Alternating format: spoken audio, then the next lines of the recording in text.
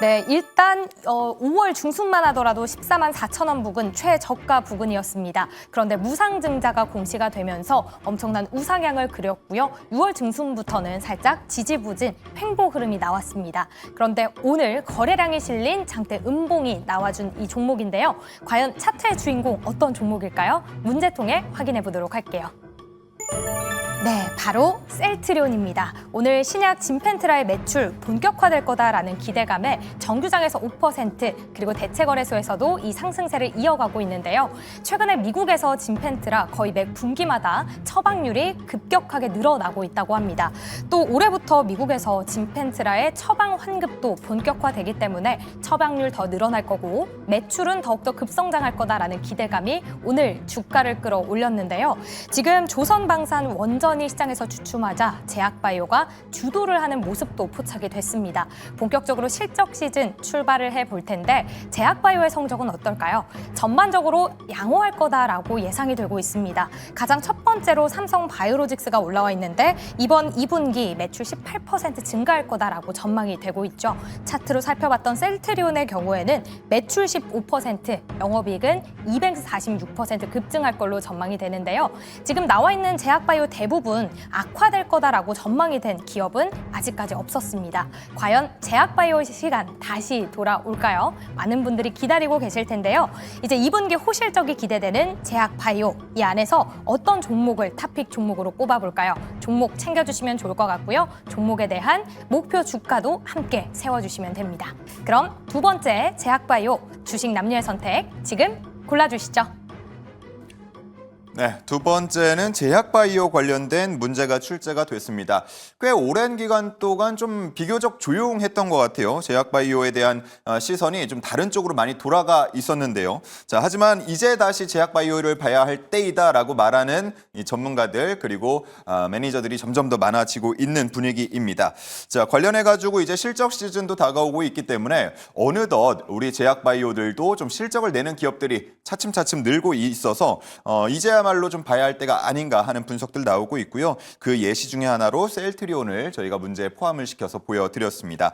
자, 오늘 한 5%에서 6% 장중에 왔다 갔다 하는 모습을 보여줬는데 자, 과연 셀트리온을 포함해서 여러 종목이 나왔는데 이 중에서 두 분께서 생각하는 제약바이오 탑픽이 있을지 혹은 이 외의 종목 중에서 골라주셨을지 한번 확인을 해보도록 하겠습니다. 띄워주시죠. 자, 김신 팀장님은 후보에는 없었습니다. 아까 화면에는 안 잡혔던 리가켄바이오를 잡아주셨고요. 단단한 하방이라고 근거를 달아주셨습니다. 자, 그런가 하면 우리 김민성 매니저님은 삼성바이오로직스, 와, 기가 막힌데요. 예, 아주 언어 유희를 활용해서 이렇게 적어주셨고 아래는 가격을 120만 원을 적어주셨습니다. 자, 일단은 삼성바이오로직스부터 한번 얘기 들어볼게요. 네, 이 언어 유희로 이제 김진 팀장님이 자주 하셔서 예. 그 케미에 대한 압박을 자꾸 해주셔가지고 한번 해봤는데 예. 삼성 바이오로직스에 대한 좀 모멘텀 자체가 일단은 아까 예린 앵커님께서 말씀을 하셨을 때 정답지를 이미 줬습니다. 가장 실적이 많이 좋은 모멘텀이 기대가 되고 있는 게 삼성 바이오로직스라는 표가 있었기 때문에 거기에 대한 전망만 보더라도 지금 삼성 바이오로직스는 워낙 저평가 국면이라고 보시면 좋을 것 같습니다. 그리고 우리가 약간은 흐지부지 되긴 했었는데 생물보안법에 대한 모멘텀 여전히 여기에 대한 기조가 꺾이진 않았습니다. 약간 딜레이는 되고 있지만 결국에는 중국에 대한 모멘텀이 좀 더 견제가 이어진다라고 하면은 한국에 대한 러브콜이 될 수밖에 없고 CDMO 사업 중에서 결국에 돈을 가장 많이 벌 수가 있는 건 삼성 바이오로직스다라고 보시면 좋을 것 같습니다. 그래서 삼성 바이오로직스 같은 경우에는 CDMO 사업 중에서 가장 중요하게 보는 생산력이라든지 자본력 이런 부분만 보더라도 이제 5공장을 돌리게 되면서 생산력이 굉장히 많이 커졌습니다. 그래서 이 압도적인 생산력만 본다 하더라도 CDMO에 대한 수주를 많이 가져갈 수가 있다는 점, 이렇게 된다라고 하면은 2분기 컨센 자체가 역대 최대치를 좀 기록할 거라고 얘기를 하고 있는데 이미 1분기 때 역대 최대치를 기록을 했습니다. 1조 3천억이 약간 안 되게끔 기록을 하면서 역대 최대를 기록을 했는데 2분기 같은 경우에는 1조 3,667억 나온다라고 전망치가 나왔습니다. 그래서 이 컨셉만 부합을 한다 하더라도 계속해서 꾸준하게 실적에 대한 모멘텀을 이어가고 있는데 차트 한번 보여주시게 되면은 이 좋은 실적 대비해서 주가에 대한 좀 시장도 좋은데도 불구하고 계속해서 조정을 받고 있는 아쉬운 흐름이 보여지고 있습니다. 그래서 이 기업에 대한 멀티플만 제대로 적용이 된다라고 하면은 제가 봤을 때는 전 고점 라인까지는 일단은 회복을 하면서 여기 라인을 어떻게 돌파할 것인지 여기에 대한 좀 흐름 테스트가 나올 수 있을 거라 좀 바라보고 있기 때문에 실적에 대한 모멘텀 그리고 CDMO에 대한 모멘텀이 다시 한번 부각이 된다라고 하면은 제가 봤을 때 일단은 1차적으로는 120만 원까지는 빠르게 회복할 수가 있다라는 점 생각을 하고 있으니까 이 부분 참고해 보시면 좋을 것 같습니다. 네, 좋습니다. 전고점인 120만 원대까지 목표가를 잡아주셨고요. 자, 다음은 김시은 팀장님 얘기를 들어보도록 하겠습니다. 자, 리가켄 바이오를 적어주셨는데 사실 저희가 이제 질문이 2분기에 호실적이 기대되는 종목을 적어달라 이렇게 요청을 드렸어요. 기대를 하고 계십니까? 아니요, 안 하고 있습니다. 그럼 어떤 의미에서 대신 적으신 거예요?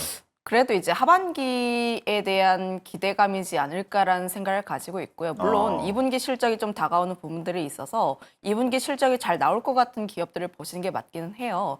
그런데 바이오 섹터를 보게 되었을 때 지금 바이오 섹터가 실적 기반으로 해서 움직이는 것이 아니라 기대감 때문에 움직이는 종목군들이 굉장히 많습니다. 특히나 실적을 대표적으로 보면 이제 삼성 바이오로직스처럼 좀 큰 종목군들이 조금 더 낮긴 한데 다만 바이오 같은 경우에 꿈을 먹고 사는 기업인 만큼 전 세계적으로 어떠한 트렌드가 있는지를 보는 게 가장 맞지 않을까라는 생각을 가지고 있고 그거에 적합한 기업이 뭐 ADC라든지 혹은 비만 관련 종목군들 같은 경우는 좀 어느 정도 추세 매매가 가능하지 않을까라는 생각을 가지고 있어요. 사실 2분기보다는 하반기 실적에 대한 기대감이 그래도 좀 크지 않을까라는 생각을 가지고 있는데 하반기 마일스톤 추가로 인해서 영업이익이 다시 한번 뭐 연간 흑자로 될 것으로 보여지고 있습니다. 실적 턴어라운드에 대한 기대감도 상당히 나와주고 있는 상황이라고 보시면 좋을 것 같고 특히나 제가 바이오 섹터를 보게 되었을 때 항상 이제 바이오를 보면은 작은 종목군들 하시는 분들이 굉장히 많긴 해요. 그런데 이제 바이오 같은 경우가 이전 같은 경우에 바이오가 움직이면 작은 종목군들 함께 움직이는 부분들이 있었는데 최근에는 그래도 움직이는 종목군들만 움직입니다. 그 뜻은 바이오 섹터가 움직인다라고 보게 되면은 그래도 하방이 어느 정도 단단하게 나와주고 있는 기업들 위주로 보시는 게 맞지 않을까라는 생각을 가지고 있어서 좀 이제 키워드를 앞서서 단단한 하방 이렇게 잡아왔고요. 현재도 보시면 약간 그 증시에서도 순환 흐름들이 나와주고 있는데 셀트리온도 사실 그동안 못 갔던 종목군 중 하나입니다.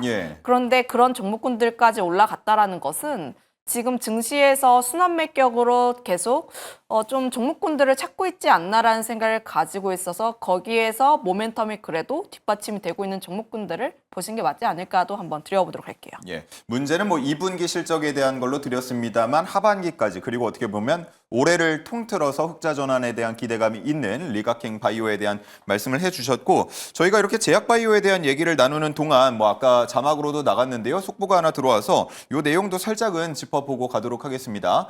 자, 뭐 그동안 얘기가 많이 나왔고 기대가 모아졌던 부분입니다. 폴란드가 K2 전차와 관련해서 2차 계약 협상을 완료했다. 현대로템과 약 8조 8천억 원. 뭐 규모는 조금씩 차이가 지금 보도마다 나고 있습니다. 어쨌든 8조에서 한 9조 원 사이 정도 되는 규모로 지금 계약이 협상이 완료가 됐다라는 소식이 전해졌고요. 오늘 현대로템 같은 경우는 정규장에서는 1% 마감이 됐는데 이 소식이 지금 전해진 이후로 조금씩 거래량이 실리면서 지금 움직이고는 있어요. 근데 그동안 뭐 어느 정도 알려졌던 재료라 그런지 이 상승폭에 대해서는 해석이 좀 많을 것 같습니다. 김민석 매니저님 어떻게 보고 계세요? 네, 일단은 지금 넥스트레이드에서 안 빠지는 게 저는 다행이다. 안 빠지는 게 다행이다. 네. 왜냐면 이제 대한민국은 세론이 가장 예민하기 때문에 현대 로템이라서 안 빠지는 거예요. 제가 봤을 때 다른 기업이었으면 세론으로 오히려 빠졌을 가능성이 높은데 그나마 이제 수주 잔고가 워낙 많이 쌓여 있던 기업이다 보니까 그런 이제 우리가 예상했던 흐름이 만들어졌지만 그만큼 실적이 좋지라고 생각을 하면서